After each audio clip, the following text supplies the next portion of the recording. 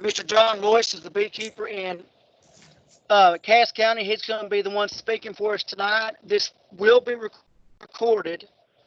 If you have a question, put it in the chat or unmute your mic, but please keep your mics muted unless you have a question. And Mr. John, it's your floor. All right. Thank you, Doug. Well, hopefully everybody can hear me all right. One of the things I do want to emphasize is if you have a question as we're going along, please feel free to speak up and stop us where we are, and let's talk about what your question is. If this can be more of a discussion than a presentation kind of format.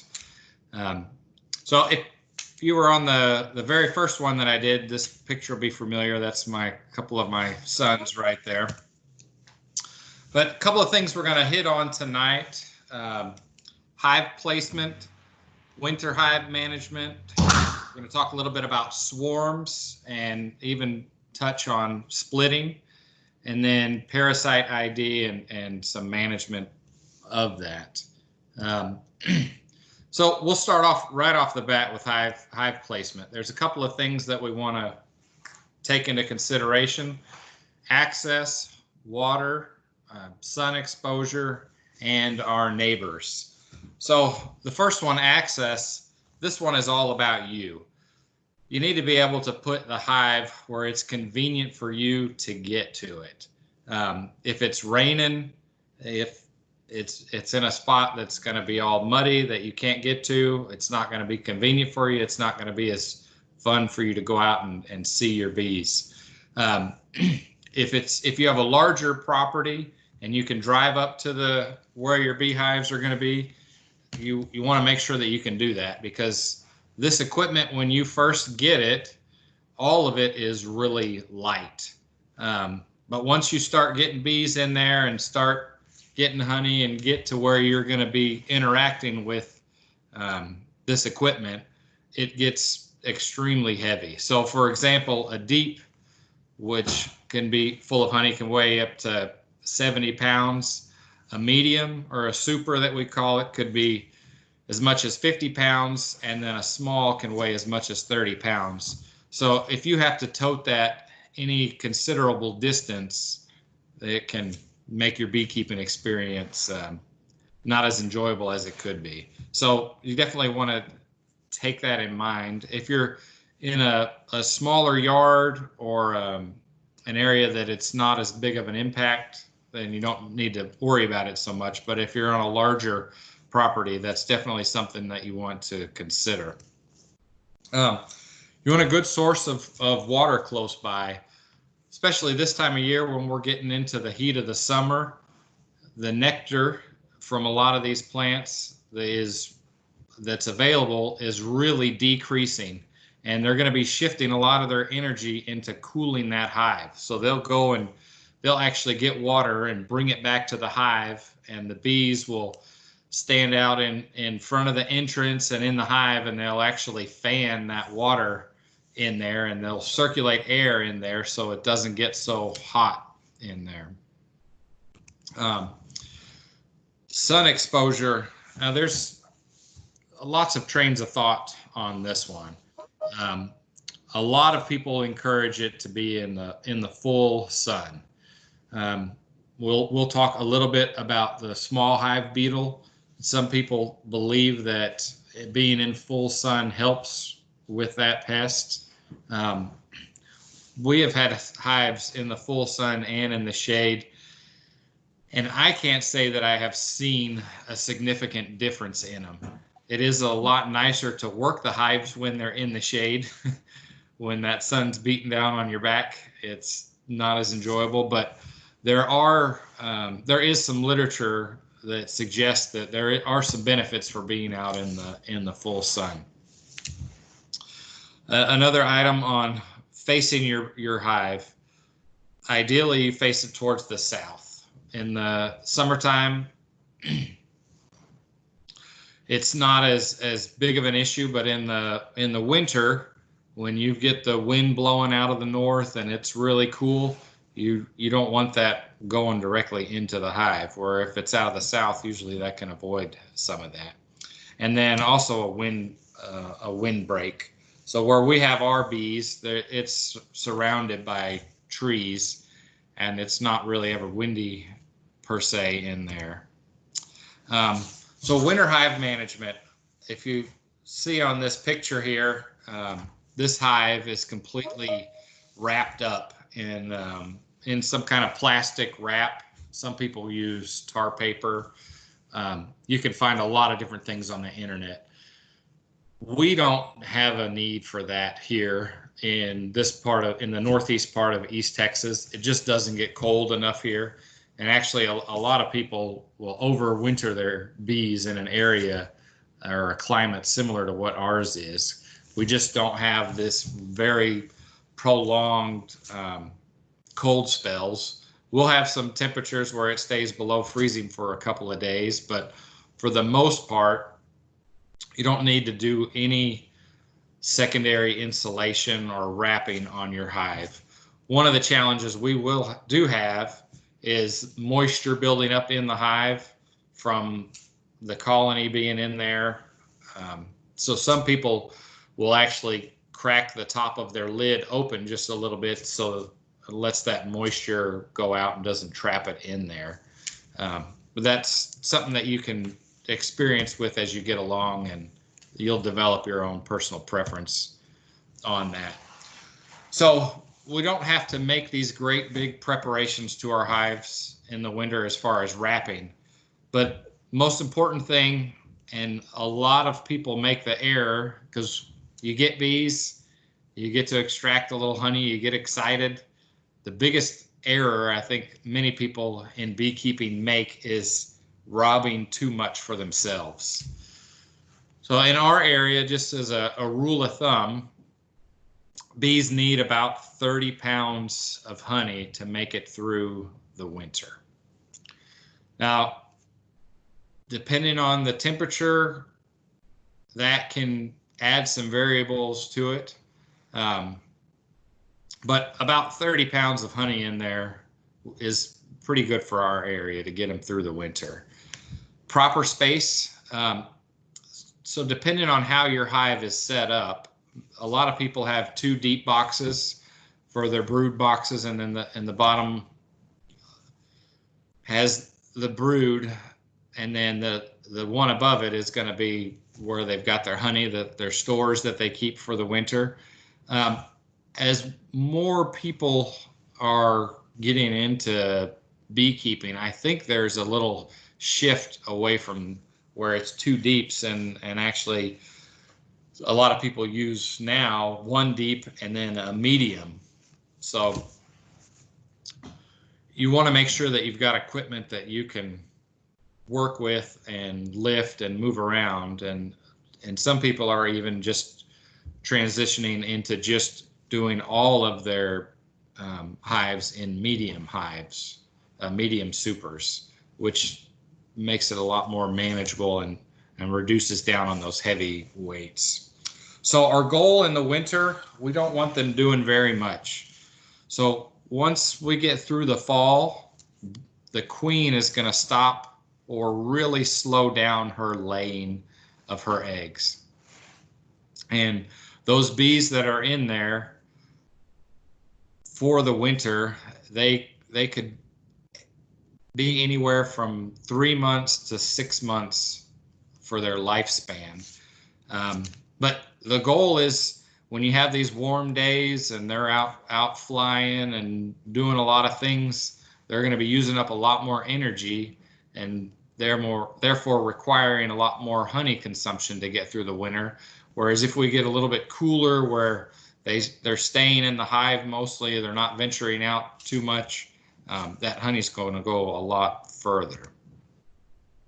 So I mentioned about 30 pounds of feed or honey in there with them. Another thing is, if you use a queen excluder, you want to make sure you remove that queen excluder in the winter.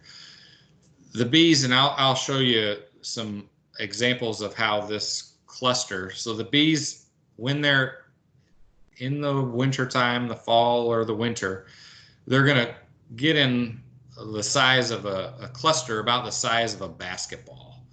And what they're going to do is they're going to be keeping themselves warm. So they're going to regulate the temperature inside that cluster, and they'll rotate out. And so when the bees on the inside get to eat and get some honey and get warmed up and they get to moving them more, they'll move more on the outside, and then the outside bees will move inside, and that they'll kind of move around in that cluster.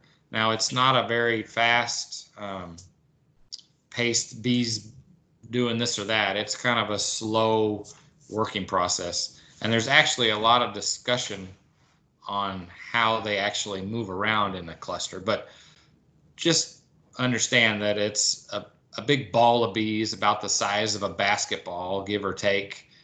And that's a good healthy size. So if you have a queen excluder, what that cluster is going to do is it's going to, as it starts consuming the resources in the hive, the honey that's in there, it's going to start moving up. So if it starts in the bottom box, it's going to start moving up. And if you have a queen excluder in there, as that cluster moves up, it'll move up through that queen excluder just fine.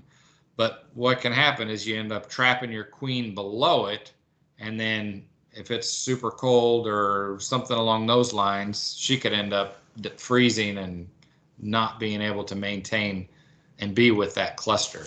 So you want to make sure you don't leave any queen excluders in there.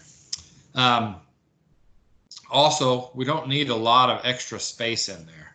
So as you extract honey, say you extract honey in the fall, you don't necessarily need to keep all that space back in there. So if there's a bottom brood box and then another box for them with their honey in it, and then anything above that can be removed, because it's just going to be space that's not going to be utilized. They're not going to be building up a large amount of bees. They're actually going to be shrinking the number of bees that are in the hive. And so that extra space up there is just more opportunities for pests and other things to get in there and cause some problems. Some people, they have a lot of problems with mice. So going into winter, you're going to want to put a mouse guard on there if you have that issue. And I haven't ever used them. We have them, but I think maybe the first year we put them on, but we haven't put them on there since then. But if you have one person that some mice get into your hive, they can really wreak havoc and destroy a lot of stuff in there. So that's just something, a personal preference, or if you have a need to do. You're going to want to limit your inspections.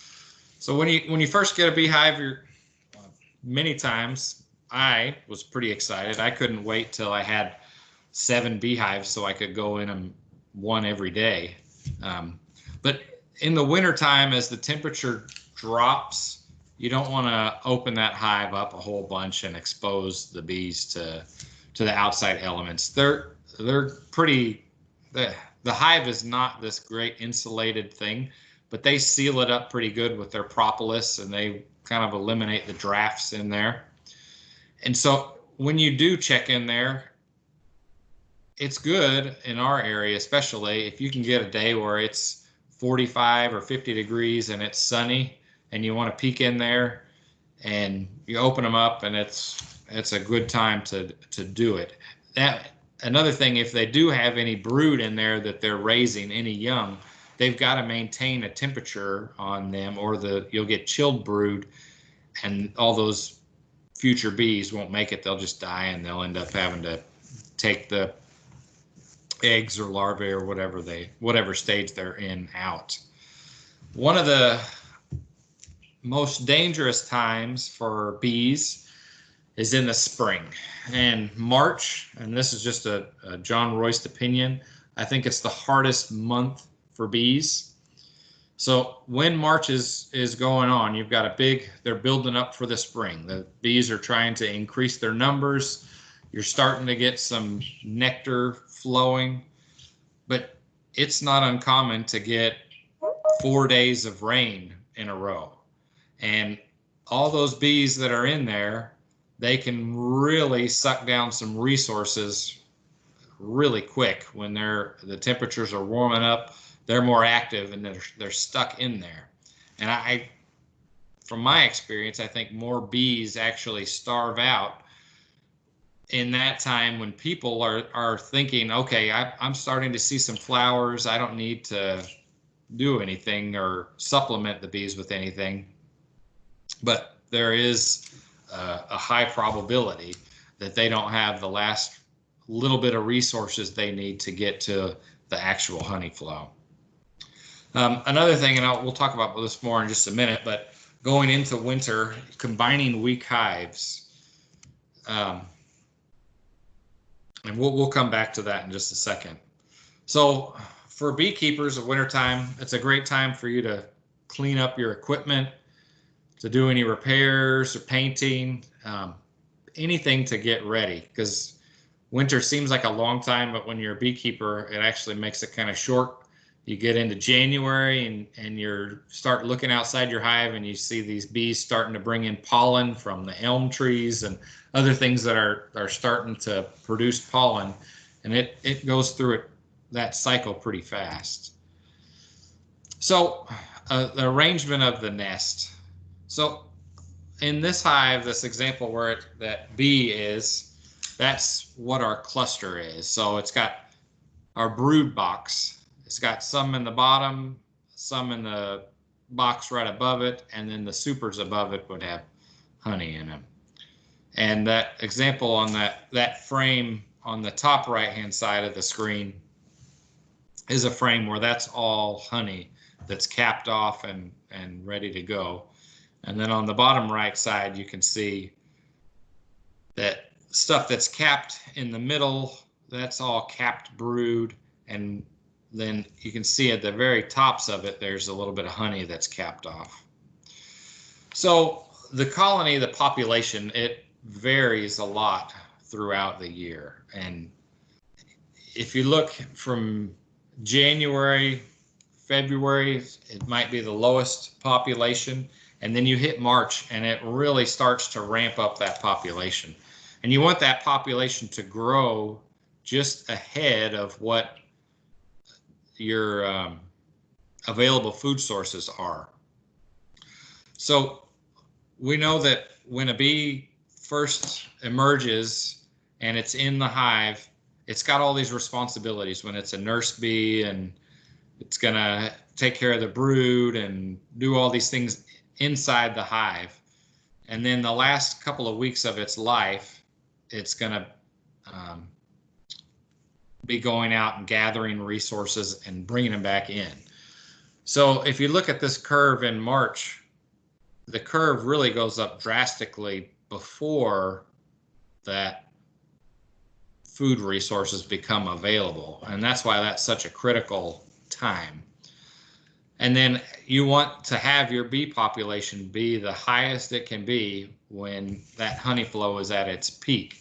And then you see on this chart, it dips down in the summertime in July and August, and then it picks back up again. As it goes into fall, there'll be a little bit of a fall honey flow. So incoming food stimulates the brood rearing.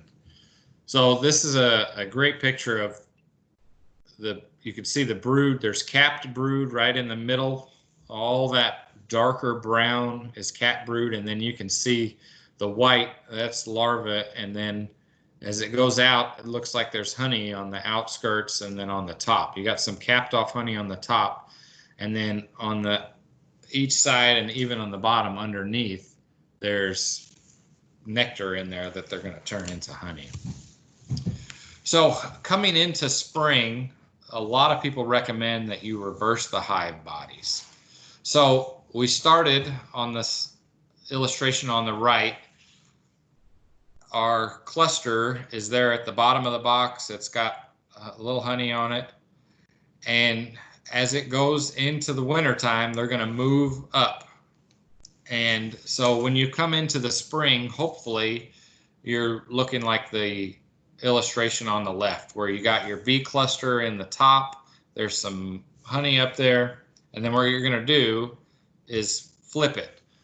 And so your bottom box on the left is on the right. You're going to move it on top, and then your bees are going to move from the top to the bottom. I wasn't ever a real big fan of doing that, but this year I actually had several hives that I didn't do it on, and they were very reluctant to go down into that bottom box. So the thinking is, and there's a lot of truth behind it, is that these bees like to move in an upward fashion as they're going in the hive. Now, if you talk to anybody that's seen a hive out in the wild, bees will go in a tree and go down, or they'll go in an eave on a house and they'll go down a wall, and they don't really care about the direction, but there is some validity to switching these hives like this, taking the top box and with the bees in it and moving it to the bottom.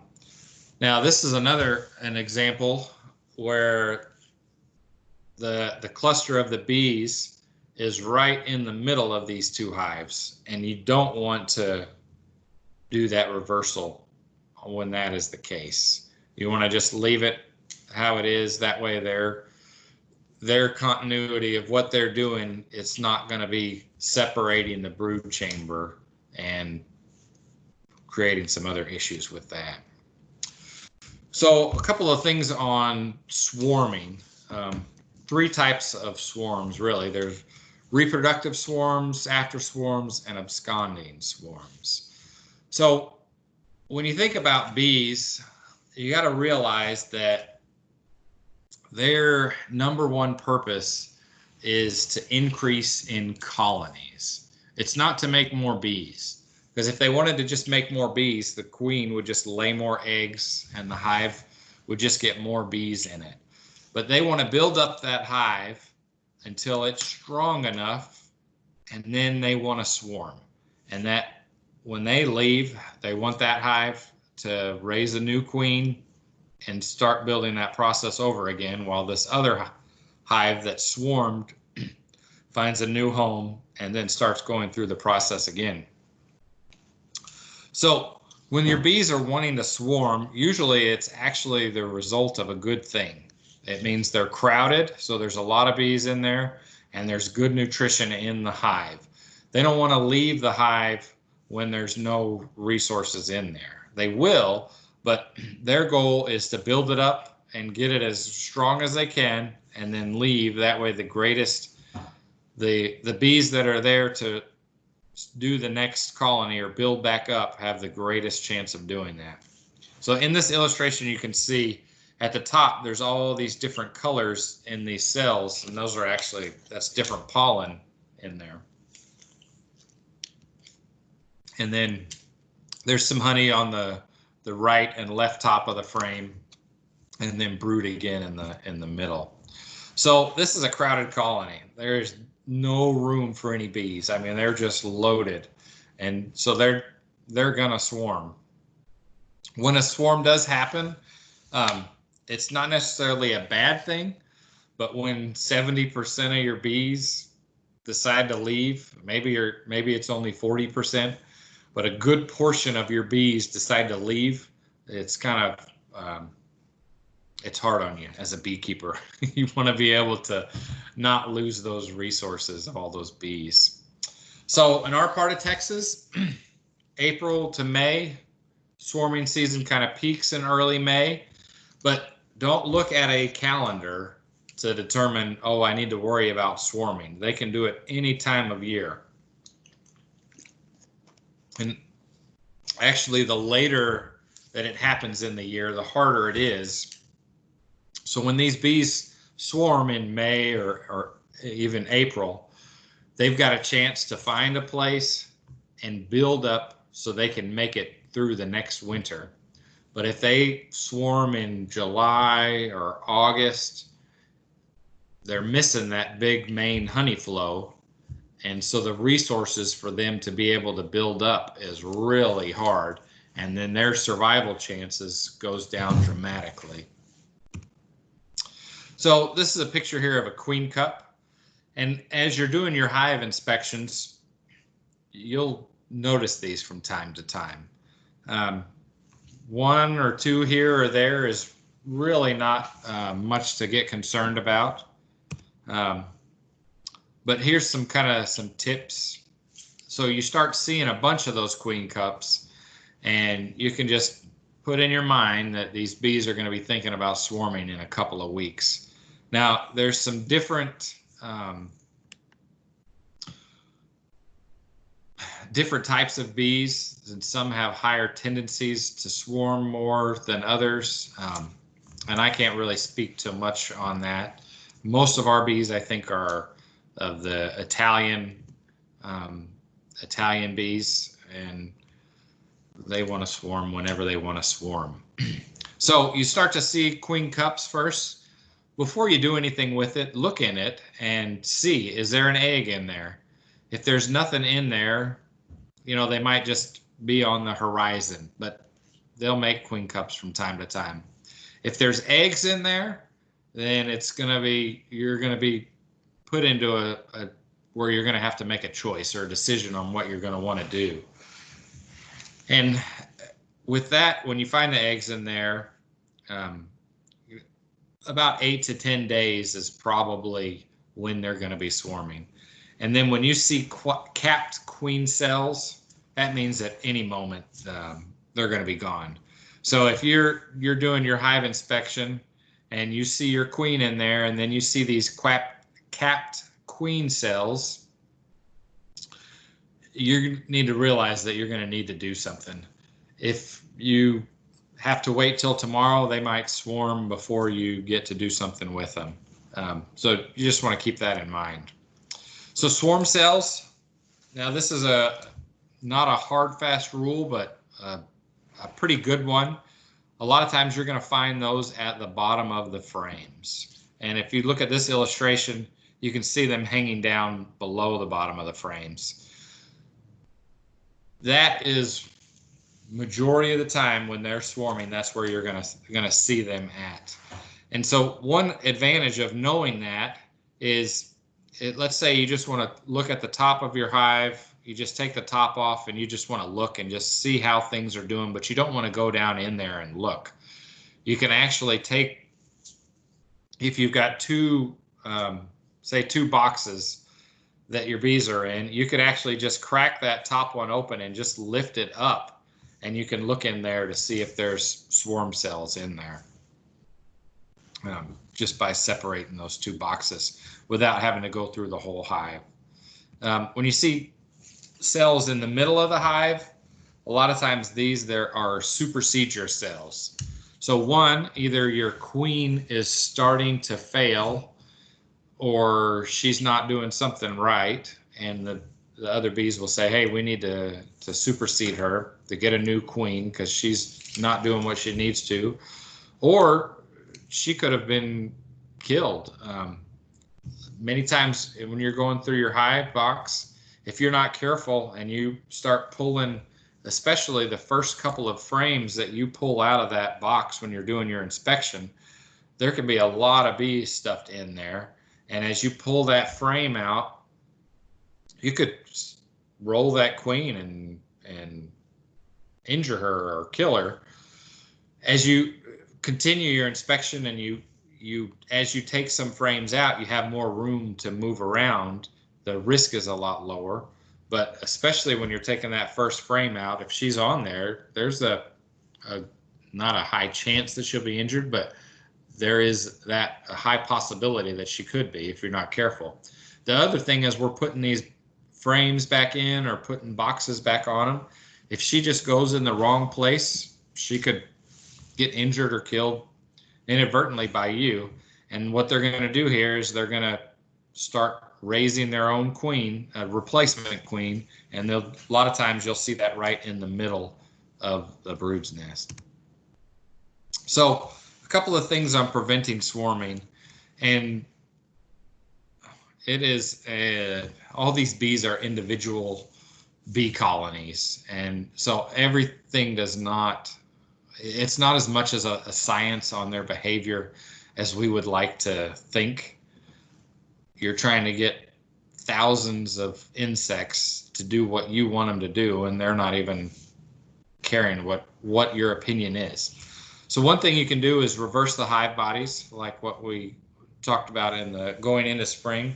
Adding more space, supers. If there's a good honey flow going on, sometimes adding more space will give them the opportunity to kind of suppress that swarming desire. Not always, but sometimes. You can do splits or make nukes or increases, and we'll talk about that here in just a second.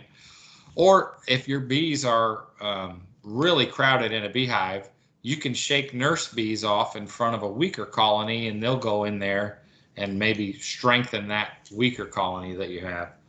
And then checkerboarding is another option, and that's just where you're putting new frames that can be drawn, or the comb can be on there or not on there, in between other frames in your colony, and that creates more space because they've got to draw out the wax on it, and it gives them more to do on that.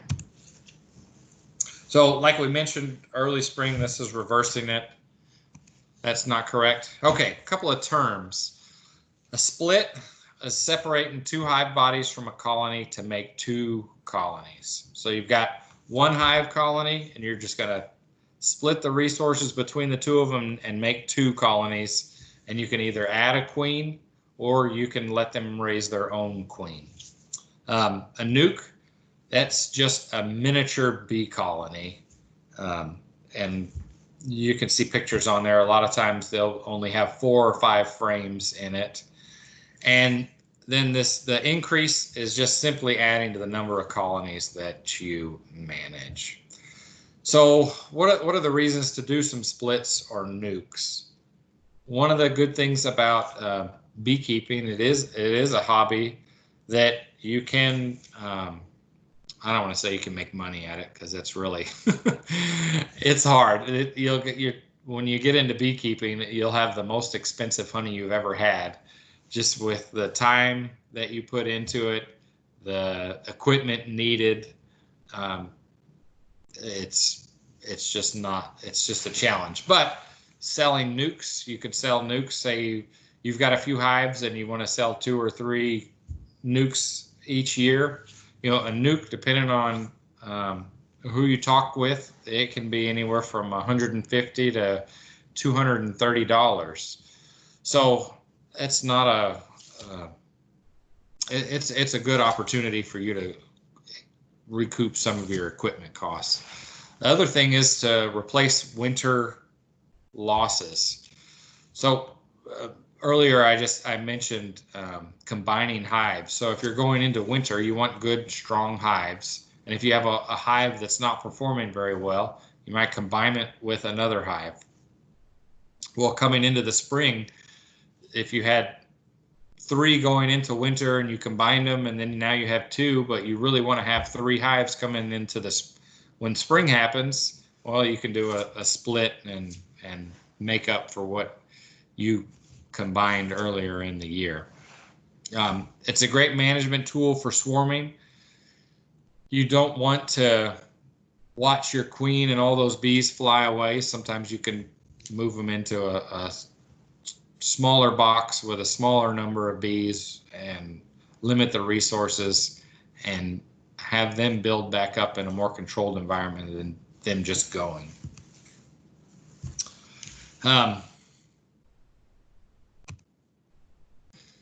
So a couple of rules for making nukes, and these are just kind of general rule of thumb. Make them in the middle of the day when field bees are out of the hive. Now I've got a slide in a minute that's going to contradict that. But when the field bees, they're the ones that are usually, they have a little more attitude and they're a little more aggressive. So they're out, they're busy working, and they already know where their home is. They've been out of the hive, they've oriented themselves. So when they leave, they're going to come back to that spot. Where a lot of the nurse bees, they've never been out of the hive. So one thing that a lot of people say is when you move a hive, you either need to move it less than 3 feet or more than 3 miles. Well, one thing to consider is all these nurse bees that are inside that hive have never left the hive. So they don't care if you move it 6 feet, 20 feet. They're in that hive and that's their home. And when they leave for the first time, they're going to do an orientation flight, and they'll come out and fly like a little circle and get their bearing and mark where everything is, and then they'll take off. Well, they don't care if you just moved them 6 feet. But the field bees, if you put all these field bees and try to create a nuke and move them over 6 feet, well, they're going to leave that hive to go gather nectar, and then they're going to fly back to the original hive. Now, some might reorient to your new spot, but a good majority of them, if you just moved them over 6 feet or whatever in your bee yard, they're going to go back to the original hive. So if you make these nukes in the middle of the day, chances are a lot of the bees you're going to put in there are nurse bees.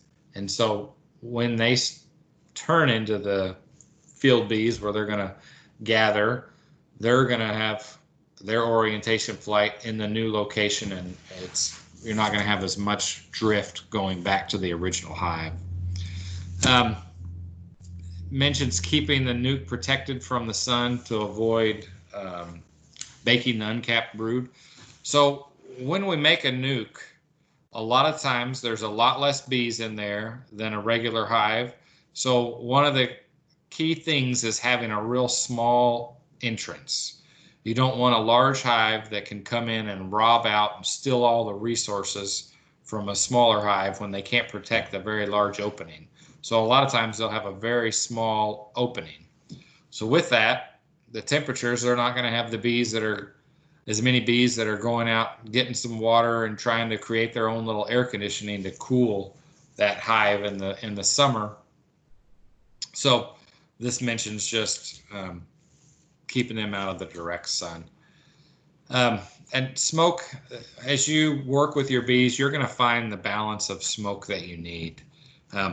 So many times you start off using a lot of smoke, and next thing you know, it's been 20 minutes or 30 minutes before you even puffed a little smoke on your bees, because you're just in there working with them and you're comfortable. Other times you're going to have that smoke rolling, and you're going to be like, man, these guys are just really aggressive today, or they're really keyed up. So with the smoke, you're really just going to get what you need for that time, and that's just going to come with working with your bees.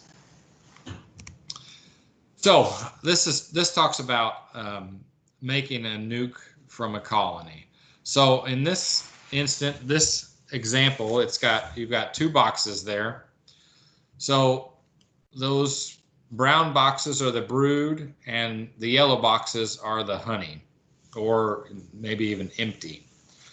And so with this one hive, if you were going to make just a mating nuke, you might just use 1 frame of brood and a frame of honey.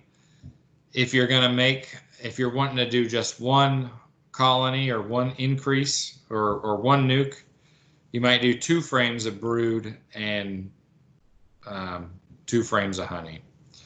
So in this example, they split it up 4 ways. So you've got your original hive with 1 queen, and now they split it between these 4 nucleus hives. One of them has the original queen. The other ones are going to raise their own queen. So a couple of things to consider when you're making these splits. The first thing, the one you put the queen in with, if you find her, she doesn't need the young brood. She doesn't need the eggs or the larva. That's going to be needed in the other ones. So if you take capped brood and put all capped brood in one of those nukes with some bees, they're going to fail, because they've got to have that real young larvae to make and raise their own queen out of. So if you do make splits like this, just make sure you're considering that as you go. So here's an example of splits, and what they're going to do in this case, this is on the top, it illustrates what the bees might be at any given time. And what they're saying on the bottom here is to spread out the brood between the boxes. So you're going to go in there and spread out, put brood in the bottom box, brood in the middle, brood in the top box. And then in this case, you can come back if you wanted to after night. You could do it in the daytime, however you wanted to do it. And you're just going to take a box and put it on another bottom board. And this next illustration shows that. So we'll come back to that in just a second. So look here, we've got 4 hives that we're starting with. And we're going to spread these resources all kind of equally through these 4 hives. And as you're doing that, this will kind of tell you how many splits that you can make.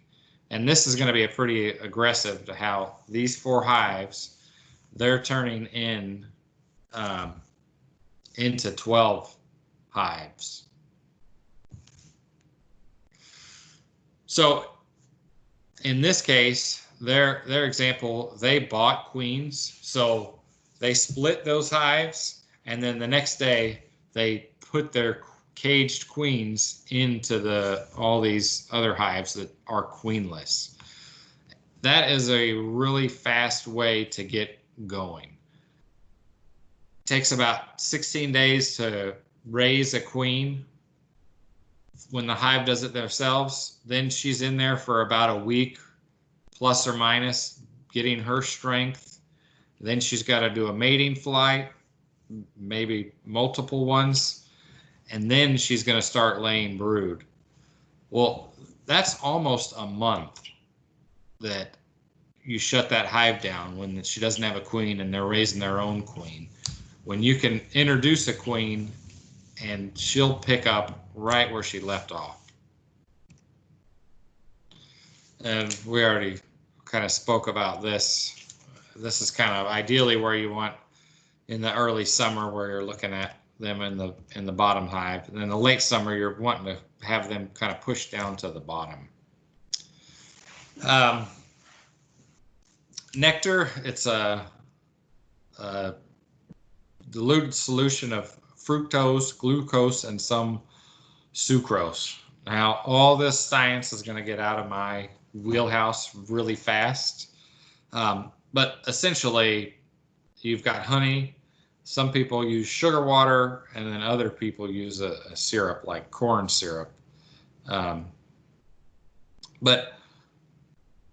the bees use these mixtures, and they're going to do their best when they have honey. Honey is going to be the best thing for those bees to have, to give them the right energy and to do everything that they need to do. But if honey's not available, feeding them these other supplements is going to be really good. So a couple here are examples of some bee escape boards. So if you're getting ready to extract your honey, one thing you might do is use a bee escape board. And as those bees leave the top super and go down into the other frames, and you can there's some different scents that you can put up there and other things to drive them out.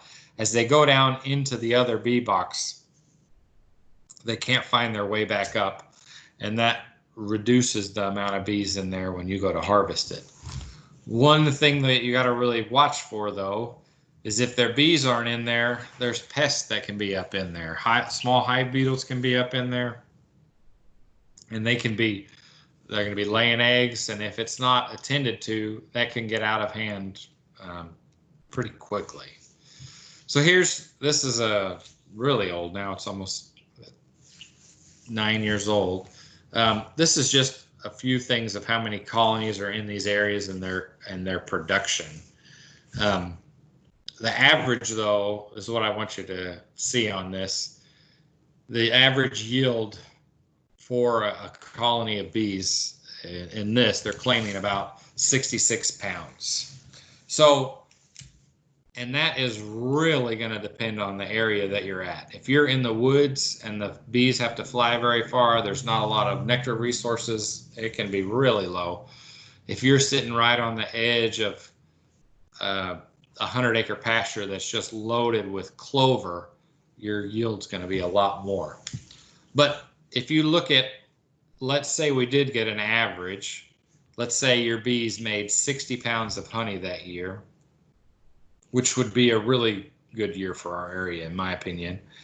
You got to leave somewhere above 30 pounds in there for them, maybe 40 pounds, depending on the amount of bees that are there. So you're looking that you might get 20 to 30 pounds of honey, which is, I would consider that, when you can extract that from a hive, a really successful year. But like I said, it really is going to depend where your bees are located and how available that those nectar sources are. So combining of weak hives, one of the easiest ways to do it, and this is my personal favorite, is the newspaper method. So if you've got a queen that's not doing very well, it could be one, that your queen is failing, or two, they just might not have had the right resources. And how you distinguish between your queen is failing and you have the right resources, I don't know. So I'm going to take the weaker colony and I'm going to find that queen in there and I'm going to remove her. And then I'm going to place, and you can see in this illustration, there is just a piece of newspaper right on top of that lower box. So if you had two separate hives here, each was a one deep box, you take that, the strong colony, and you're going to have that on the bottom. You take your top off, you put a piece of newspaper across it, and then you're going to take your weak colony and set it right on top of it. It's going to take a few days for the bees to chew through that paper. And I don't actually know how long, but they're not going to be crammed in there right away. And what that's going to do is going to give them an opportunity to sense or experience the pheromones that new queen that was in the stronger hive, but it's going to be a new queen to the weaker hive. And you don't want them to go in there and try to get used to her and have her scent or her pheromones replace the other queen that they had. And that way, by the time they chew through that paper and they start mixing, they have a lot lower chance of them going in there and just killing your other queen. You could just put both boxes together with the newspaper in them, with a queen in the one on the bottom, a queen in the one on the top, and just let them sort it out. They'll probably go in there and fight, and one of them will kill each other or kill the other. But you do risk a queen getting injured and the other one dying from being killed. And then you could, going into the fall, if there's not a lot of resources or brood in there, they might not have enough time to raise a queen. And if they do raise a queen, they might not get her ready for her mating flight while there's still drones around. So that's just something you want to consider. So in my opinion, I try to just remove one of the queens and combine them that way. We talked about mouse guards and ventilating. Oh, there's at this bottom of the slide, it says heft for estimating the proper weight. I want to encourage you, as you go out there and you're about to get into your beehives, or after you've got into your beehives, walk around to the back of it and just lift it up a little. You don't have to lift it up a lot, but you can just lift it up a quarter of an inch and familiarize yourself with that weight. So when there's no honey in there and it's just bees and brood, it's going to be light. And then as they're packing in the honey, it's going to get heavier. So let's say we had a good cold spell and it was lasting a long time, but you were worried that your bees didn't have enough resources. If you have been lifting up the back of that hive and kind of learning the feel for that weight, you can just go check on them and do that just lift up and you're like, oh, I know I've got enough honey in there because I know what this much honey kind of feels like when I lift it up. So it's a good way to measure that without actually having to get into the hive. So here's an example. On the right is a mouse guard. So the bees can freely come in and out of those holes there, but the mice can't get in on. And then on the left, that's just a reducer, and that's reduced to the smallest hole. And if you do any feeding in the hive, it's a real good idea to put a reducer on there so other bees don't rob them out. Also, if you're starting these new hives, a reducer is a good way to give them a chance. They don't have so much area to guard, and they have a lot less chance of being overrun and robbed. So these couple of things, some people will use for feeding in the winter just a dry sugar. So I tried that on a couple of hives. I had some hives that actually did good with it. And then I've had other hives that just took it out of the hive because they thought it was trash. And then I had a hive starve with this sugar sitting in there. So I won't ever use just sugar again. I'll use some kind of sugar water if I need to feed them. And there are different rates and that encourage the bees to do different things. So if there's a thin syrup, it kind of simulates foraging. It helps them, encourages them with their comb construction, and it might get them in the brood rearing mode.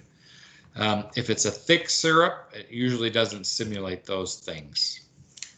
So here's a couple of examples of the amount of sugar versus the water and how much you get.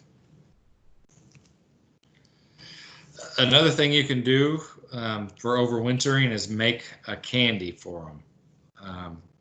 So there's a lot of different recipes out there on the internet. You just have to find one that you want to do. But essentially, you're going to make this candy, and it's going to be this hard substance, just like a hard candy, and you're going to set it up at the top of the hive, and the bees can get up there and get it as they run out of their other resources.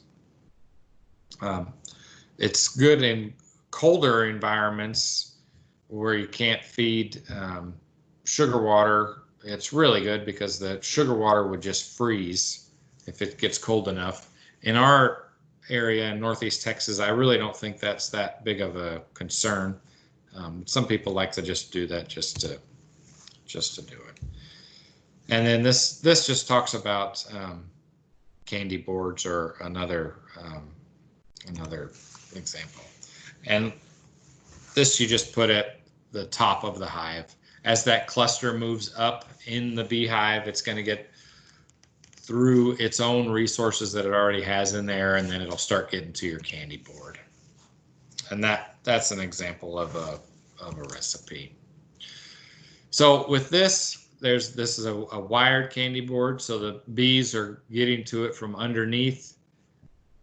They don't have to, it just sits right on top of their frames and that's just how they access it. There are a lot of different things that these bee manufacturers sell for promoting bee health. Pollen is a big one. You'll see pollen substitute or pollen patties. In our area of East Texas, I don't think we just don't have a shortage of pollen. There's always a pollen source available for the most part. There's these different honeybee healthies and amino boosters. I don't have any experience with those. I haven't used any of those. Some people might recommend. I don't know that they're really necessary. And this is just some different mixtures for feeding protein to bees. Now, there are these protein patties, and you can buy these patties at whatever bee store, and you peel them off of this little plastic wrapper, and you set it right on top, and then you put your cover on top of that, and the bees will get up there and use that pollen. But also there's the hive beetle that we'll talk about here in just a minute. They love getting under those pollen patties, and they lay their eggs, and then their eggs hatch and these little larvae are in there. And I think it really promotes or gives those hive beetles an opportunity to do better than what they would if you didn't use that pollen patty like that.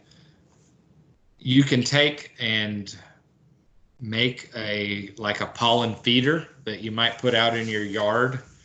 That's just as simple as PVC pipe with that you put this pollen powder in it, and you can watch the bees go and to it, and that can be enjoyable. So, and this talks about when to feed pollen, and it's saying when flight's restricted and cool weather, to kind of boosting weak or nucleus colonies, or when there's a deficient honey flow. But in our area, I really wouldn't worry too much about them. And there's some protein supplements for some different manufacturers. And here, this is an example on this illustration that they're putting a pollen patty right on the top, and then they'll put the top cover back on it, and it'll just be sitting up there, and the bees can get access to it. This book here, Increase Essentials, is probably one of the better books if you're looking at creating nukes and doing increases in that. It's got a lot of good information, and it's really well written. So if you're interested in that, that's a really good resource. So if you're a new beekeeper and this is how you feel right now, you kind of feel overwhelmed, don't worry, we're going to talk about some pests, but it's going to be real brief, and then we'll get into if anybody has any questions. The pest portion of this, I've got very limited information to share with you. I'm just going to give you a high altitude kind of overview. The three things that are probably the most common that you're going to run across. Now there's other things out there. There's European foul brood and American foul brood and some other bad things, but this is going to be these three are going to be the most common things: the small hive beetle, the wax moth, and the varroa mite. Now the small hive beetle looks just like this. It looks like a really small beetle. And this is a picture of them right next to some bees. So they're teeny. Now, one of the things that is a challenge with these hive beetles is not actually the beetle themselves.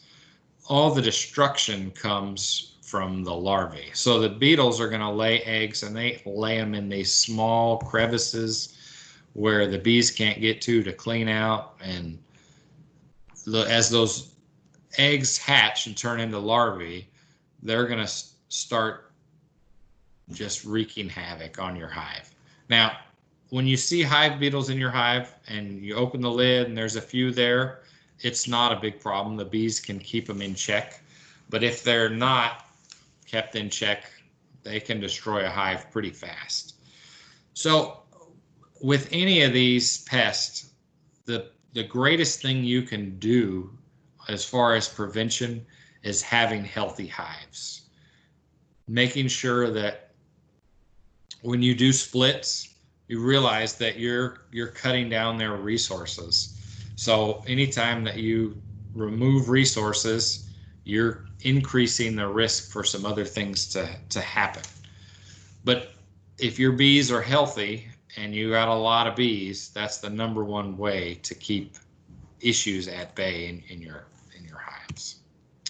So one of these things, and I've got a video I'm going to try to link to here that we'll watch. So these hive beetles, as they're in the hive, and this illustration just shows them walking around there on that frame of honey.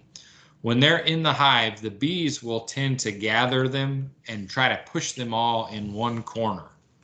And we call it a bee prison. So a lot of times it's at the top of the hive or sometimes at the bottom of the hive. And you'll know if you open your hive and all of a sudden you see these beetles scatter from one section that you kind of broke that beetle prison. Now, one of the interesting things that these bees, when they get them into the beetles into the beetle prison, and if this doesn't work, we'll skip past it. But when you get them in this beetle prison, they're stuck in there. Now we'll watch this, and these beetles are tricky. They're actually gonna trick this bee into feeding it so it can stay in this beetle prison as long as it wants. So in this video, as we're watching it, there's just, see these 4 hive beetles there. And there's a couple bees to the right. They're just keeping them in. They're kind of on guard. Now, if you look right here, that bee just got tricked into feeding that hive beetle. That hive beetle is rubbing on the side of that bee's face. Not to get their biological terms there. But as they massage the side of that bee's face, that bee is actually feeding that hive bee.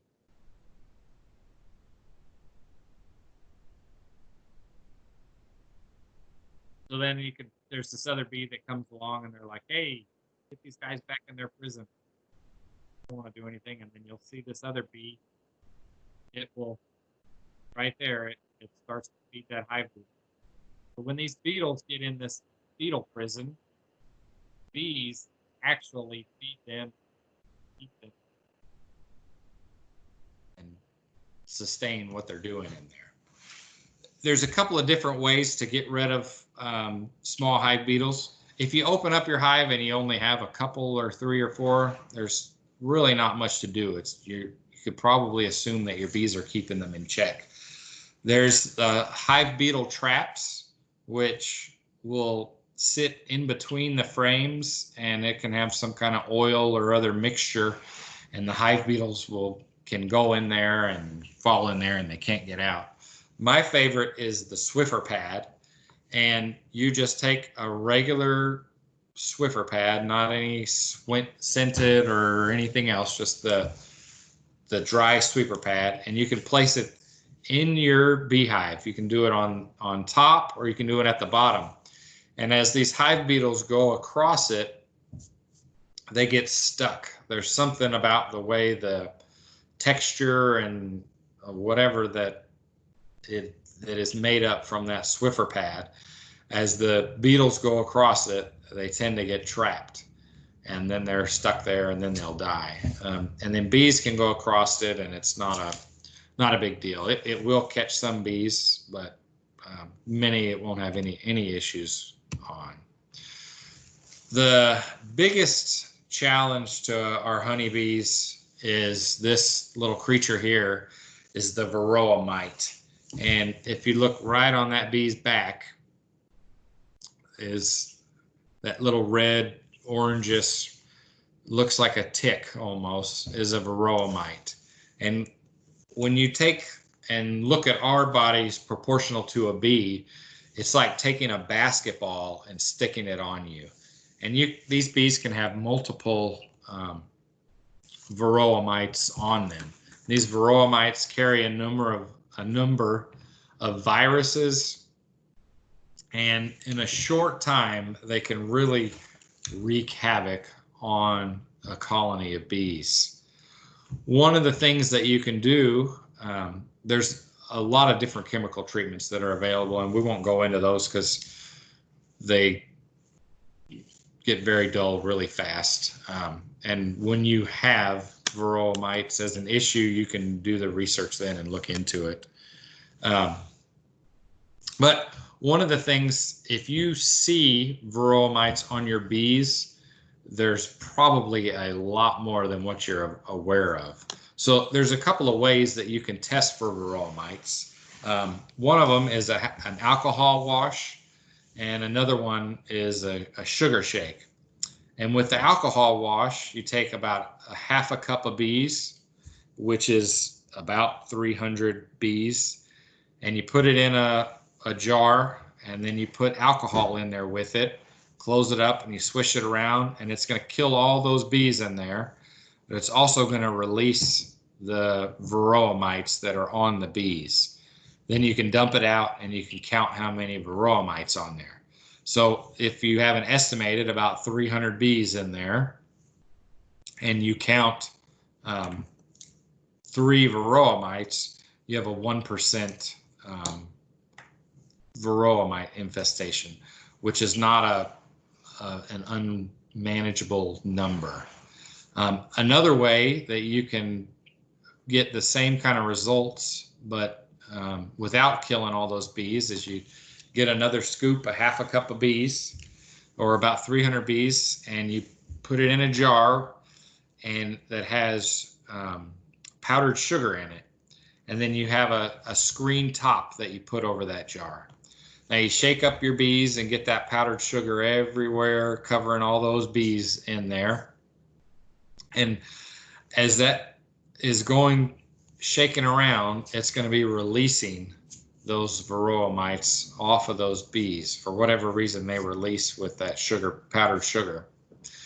So then you take and just turn it upside down, and now you've got a wire mesh at the bottom of your jar, and you can shake it, and you want the wire mesh to be large or small enough that your bees can't get through it.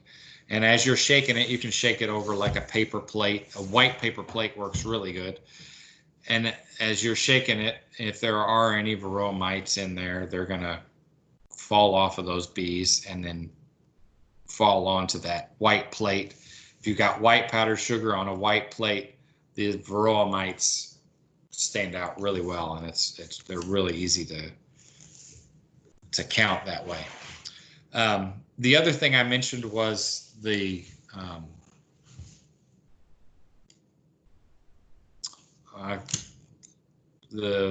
moth. Let me jump back here. Oh, the wax moth. So if you've got a good strong hive, again, they'll keep a lot of pests out. But if you've got a weaker hive, and say you open up the top and you see a moth in there, you're going to want to watch that a little bit closer, because that moth is going to go in there and they're going to lay their eggs in there. And the moth itself is not the problem, but the eggs, as they hatch and they turn into larvae and they're crawling around in there, they'll actually crawl in the back side of your frames, and they'll eat your honey and do all kinds of destructive things inside your hive that is not good for your bees.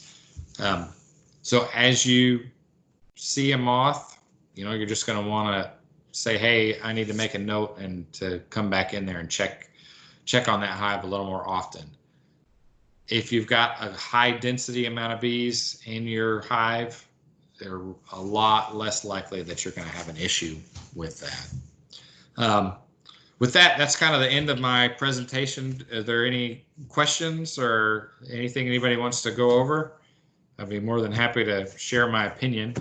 It might be worth what this class cost you, which is nothing, but I'd be happy to share it with you.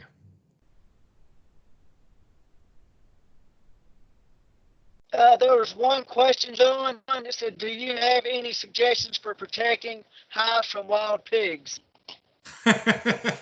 No, I don't. We haven't had that issue on our place. We've got pigs that run around.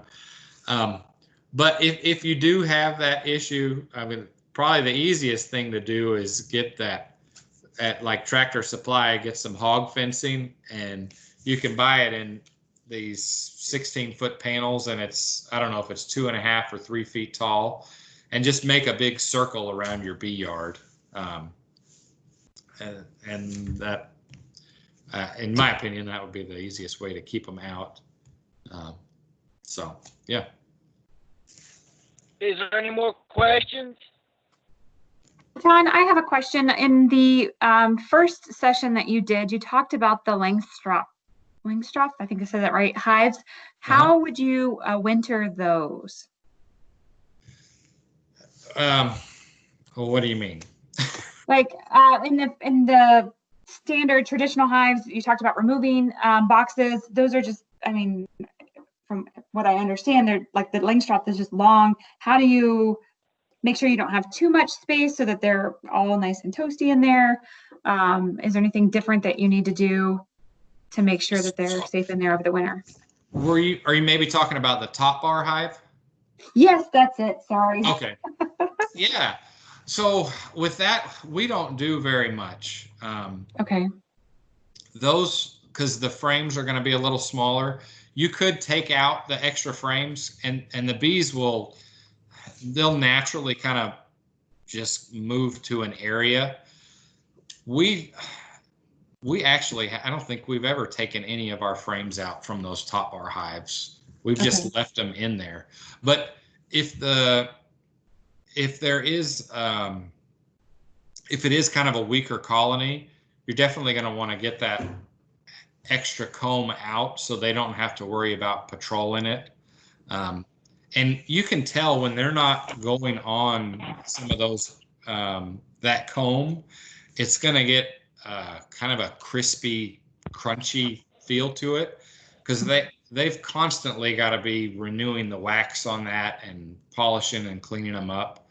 And so, but you could very easily just take those extra frames out and just have that side empty. Okay. Do you need to put like a divider bar or something so they don't go past that, or it's just completely fine just being wide open?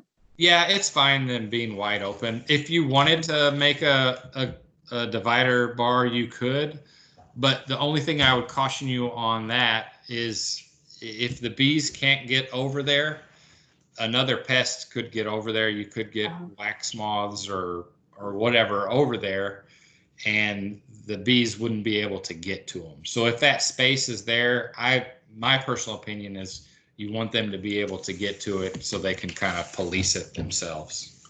Cool. Thank you. You bet. I have another question. It says, can you split a hive 1 year after it was established from a nuke? It all just depends on how much effort you want to put into nurturing those hives. So if you got a nuke last year and you're coming into this spring and it has built up good and you want to split it, and you're going to put yourself to where you've got 2 nukes going into the summer, that would be perfectly fine. But you're just going to have to manage it like you just got a new nuke. So ideally though, you're going to let them build up it takes so much resources for them to draw out the comb and that kind of stuff. But if you get excited to do it and your bees are doing real good, there's not any real reason not to do it. One of the things with bees, and I don't know who started the saying, but you can either raise bees or you can raise honey. So if you're doing a lot of splits and stuff, you're not going to be able to build up to where you're getting honey. If you're wanting to do the honey, you're not going to be able to do a lot of splits. We try to just have one good hive that's going to be our honey, and then the rest we'll do splits and whatever else with. I have a question myself. I just started a hive about a month and a half ago,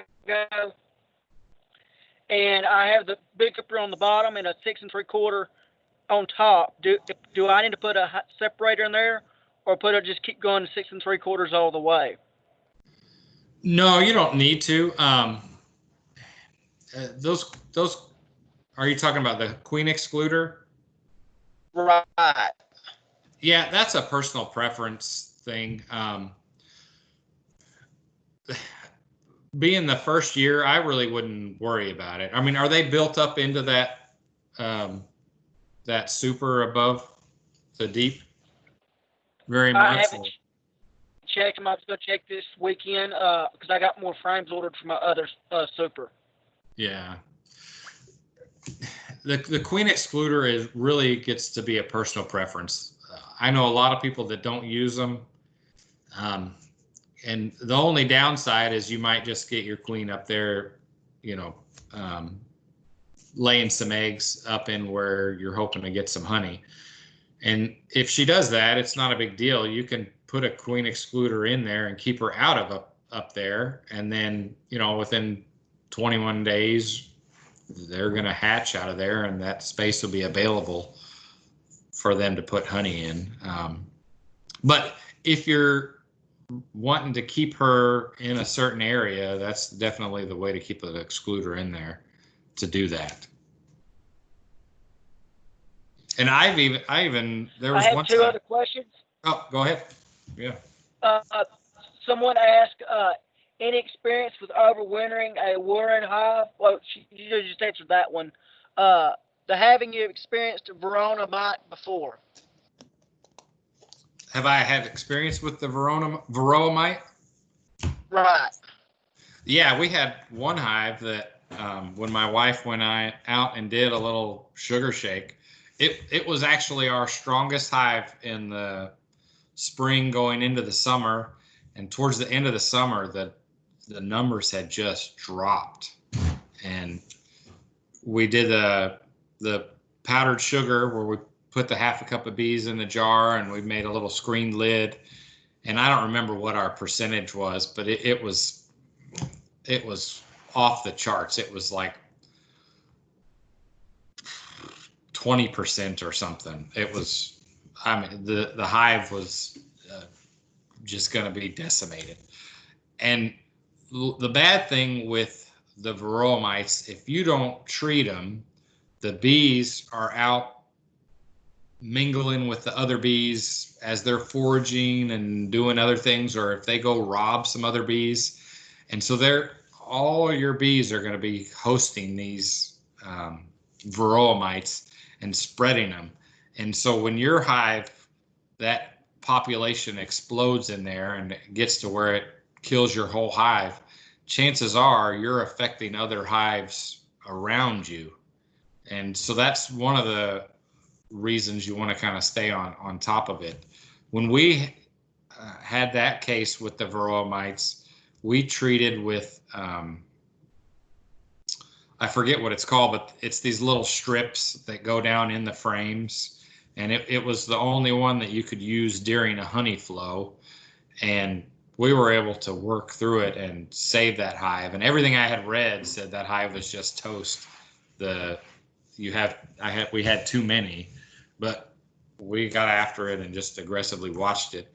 And then the other beehives that we had, we also treated them, even though they didn't have a high level of varroa mites that was beyond the threshold of where we needed to be concerned. Once we were treating the one, we said we need to treat the others just as more of a protective measure until we get through it. So it's doable, but it's something you want to stay ahead of the game, because when you're seeing hives, and I encourage you, when you're in your beehive, take pictures of it, and take pictures of the bees on top, not necessarily looking for something to, hey, I want to take a picture of this thing, but when you just take your phone and take pictures of them, and you get back and you just sit down and you're looking, you can zoom in. It's amazing, the clarity. And I've had a good friend of ours, she's flipping through the pictures of her phone and she's like, oh my goodness, I've got varroa mites on my bees. And so that was the way she found out. But you can also do those other mechanical methods to just as you're inspecting from time to time. I have another question. There's someone wanted to know if you have any experience overwintering the War hive over the Longsworth hive in East Texas. What's the first hive that you mentioned? The WARRE. I don't know what that is, so I don't have any experience with that. But in where we're at in East Texas, the overwintering is really it's not an issue. It's when you get into Missouri and up north where they could be stuck in that hive for a month without a cleansing flight. Down here, we really only have, at the most, we might have a week-long cold spell where they can't get out. But that's really an exception. Most of the time, our cold spells are just going to be a night or two, and then we're back to having 40-degree days and, maybe just below freezing at night.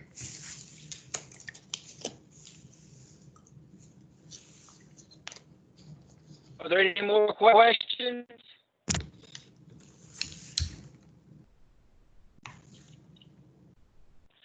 Well, I'd like to thank everyone coming tonight, joining us. This is recorded. It will be put on YouTube, and you will be getting a survey emailed to you next week. And we want to appreciate Mr. John for coming in and helping put on this program. You bet. I was glad to do it. And if anybody has any questions, I don't have it on this one. In the first PowerPoint that we did, it has my contact information in there. It's got my phone number and email, and you could look to that or reach out to Jessica and she could put you in touch with me. And I'd be happy to help with any questions anybody has at any time. Feel free to reach out to me. Thank y'all, and have a blessed night. Thanks, Doug. Thank you, everybody.